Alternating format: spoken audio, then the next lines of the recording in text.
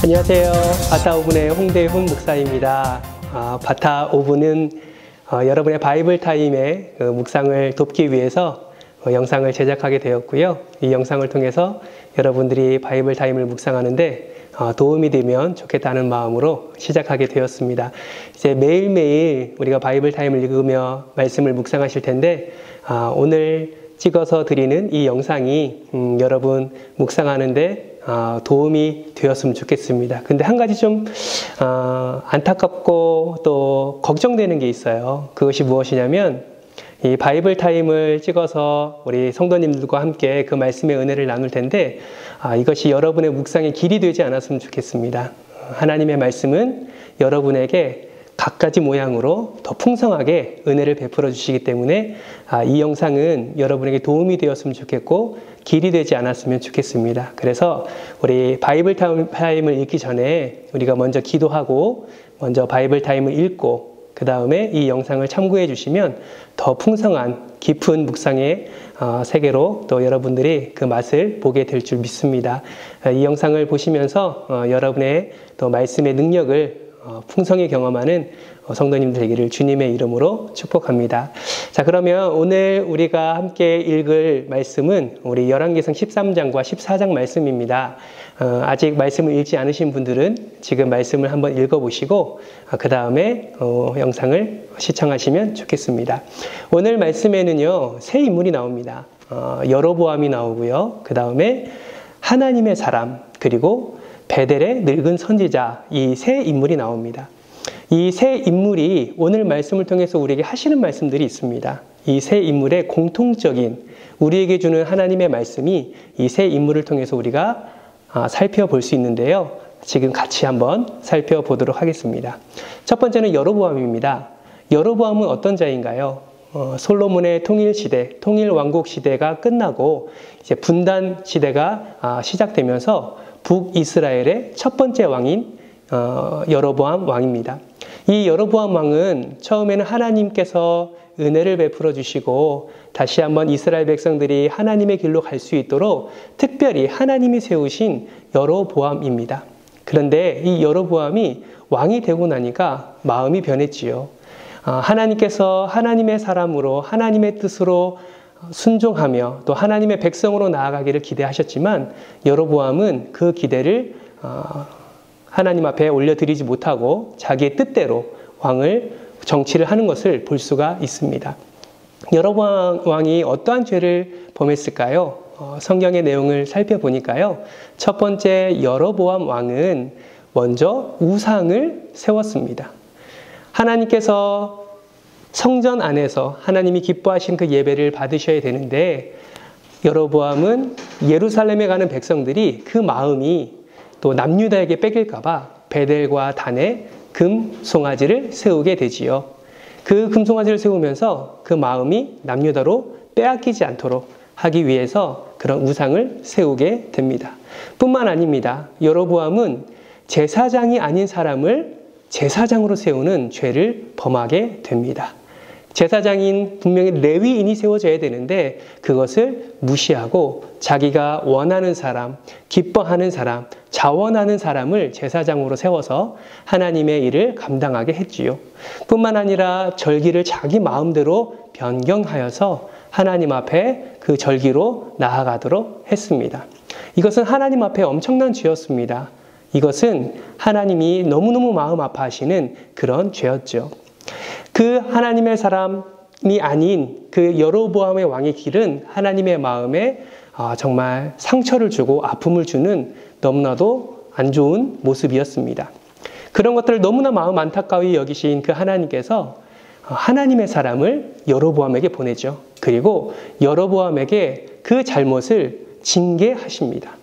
그런데 성경 말씀을 보니까 여로보암은 그것을 인정하지가 않습니다. 그리고 오히려 그 하나님의 사람을 잡으라고 명령을 하지요. 무엇을 이야기했길래 여로보암이 그렇게 분노하며 하나님의 사람을 잡으라고 이야기했을까요? 바이블 타임을 자세히 읽어보시면 하나님의 사람은 여로보암에게 이런 말씀을 합니다. 요시아라는 인물이 세워질 건데 그 요시아라는 인물이 레위, 즉 제단에서 분향하는 그 모든 것들이 무너지게 되고 그 다음에 산당 제사장을 내 위에서 제물로 바쳐질 것이라고 이렇게 선포를 하게 되고 또 사람의 뼈를 내 위에서 사르리라 라고 저주하게 되지요. 여로보암은 이 말을 듣고 너무나도 분이 차고 너무나도 힘들어서 하나님의 사람을 잡으려고 합니다. 그때 여로보암의 손이 어떻게 되었나요? 바이블 타임에 보니까 손이 말랐다고 이야기하고 있습니다.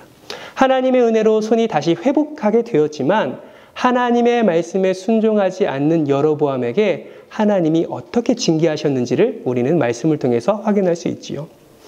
하나님의 사람은 하나님께서 명령하신 그 말을 순종하고 이제 자기의 길로 돌아갑니다. 하나님의 명령대로 왔던 길로 가는 것이 아니라 다른 길로 돌아가는 하나님의 사람의 모습을 볼 수가 있습니다.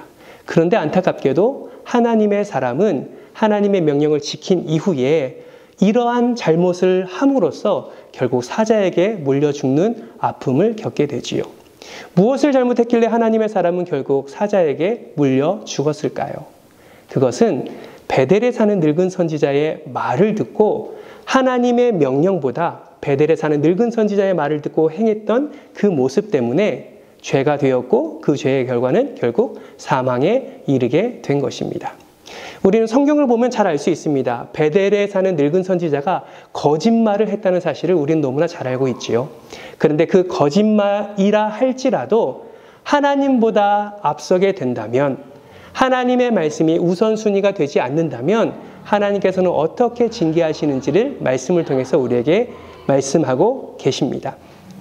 마지막으로 베델의 늙은 선지자를 한번 살펴볼까요? 베델의 늙은 선지자는 하나님의 사람이 여로보암에게 행했던 그 하나님의 명령, 그 심판을 전한 것을 이야기를 듣고 거짓말을 해서라도 그 하나님의 사람을 자기 집에 초청합니다. 저는 의문이 들더라고요. 왜 굳이 거짓말까지 해서 하나님의 사람을 자기 집에 초청했을까? 가만히 묵상하고 생각해 보니까 아마 그 여로보암에게 선포된 그 저주가 너무나도 끔찍했고 있어서는 안 되는 일이었기에 자기의 섬김과 자기의 호의를 통해서 그것이 선하게 다시 한번 변하기를 원하는 마음이 있지 않았을까라는 생각을 해보게 되었습니다. 어쨌든 베델의 늙은 선지자는 거짓말을 통해서 하나님의 사람을 자기 집에 초대했고 극진히 그를 대접한 것을 볼 수가 있습니다. 그러나 그 모든 것은 하나님의 말씀 위에 세워진 것이 아니지요. 하나님의 말씀이 아닌 다른 것에 의해서 하나님의 말씀이 마치 자기의 말이 하나님의 말씀처럼 이야기했다는 것 자체가 죄라고 이야기할 수 있습니다. 베델의 늙은 선지자는 결국 그 하나님의 사람을 죽음으로 이끌어가는 그런 통로의 역할을 감당했던 것을 볼 수가 있습니다. 이 세 인물을 통해서 오늘 우리가 살펴볼 것은 무엇이냐? 하나님의 말씀에 어떻게 반응했냐라는 것이죠.